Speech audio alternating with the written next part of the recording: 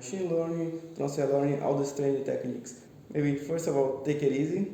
If you have just had a publication, be happy about it. Don't try to overstress thinking about the next publication and so on. Take some time, enjoy the moment. So I would say always, if you have some doubts, some questions, come to your supervisor. They are there to advise you. They will be very happy to do it. And I think they are your best ally in the whole process.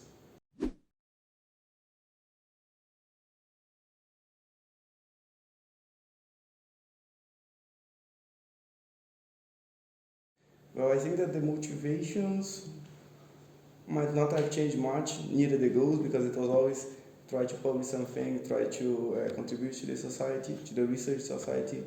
But I think that the expectations have changed because I thought at the beginning the PhD would be something very focused on myself, something that would be very specific, that I would have to work maybe only with my supervisor and so on. But in reality, it was much better, it was much funnier because in the PhD you are kind of sometimes, at least I had this opportunity to be involved in multiple projects. I had the opportunity to collaborate with other ESRs, I collaborated with people from Aalborg, with people from Italy, so I was very lucky to be able to collaborate and do, from my perspective, multiple things. So it was super fun.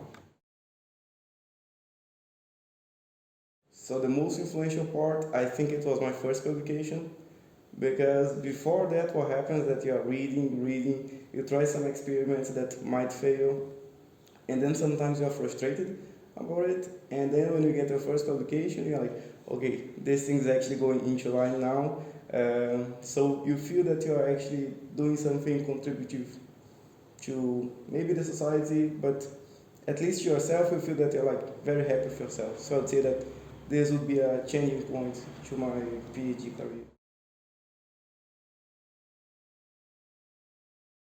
So if I had to go back in time, I would say maybe first of all, take it easy in the sense that, yeah, you have a lot of good things coming up, but you also have some failures. So I would say learn from your failures. Don't get so overstressed about it, and enjoy the moments that you have success. So for instance, if you have just had a publication, be happy about it. Don't try to overstress thinking about the next publication and so on. Take some time, enjoy the moment. And then maybe also trust your supervisors. I mean, I was very happy since the beginning to have my supervisors. They were always very, how to say, they were always very helpful. They were always very there for me. So I would say always, if you have some doubts, some questions, come to your supervisor. They are there to advise you. They will be very happy to do it. And I think they are your best ally in the whole process. I guess those two. There are two sides of my research. I think that in the short time, it will be more technical thing, meaning that I work on subspace clustering, subspace cluster of non-dimensional complex data set. So in short, what I think that it would be applicable in the technical field would be machine learning, transfer learning, all these training techniques. But in the future, in the real world, what this could be translated to is to enhance communication in overcrowded population, overcrowded scenarios. So for instance, if you have been to a stadium, in a show or something, and you have tried to upload a photo on Instagram or make a video, it's very likely that it's not going to work because there are too many people.